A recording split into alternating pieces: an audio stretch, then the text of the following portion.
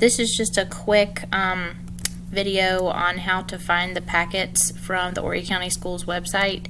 If you go to the home page at horrycountyschools.net, and then you'll see this on the front, you have to scroll over to the next banner slide, I don't know what they're called, and you hit read more.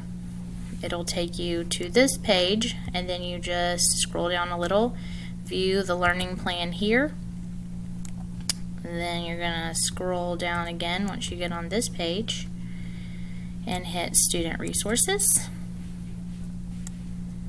Then you're gonna scroll down again, and underneath elementary school assignments you'll see kindergarten. There's all the grades there, and it will bring you to this link in the Google for you to view or print out the lessons for days 1 through 5 and days 6 through 10. Okay, I hope that helps.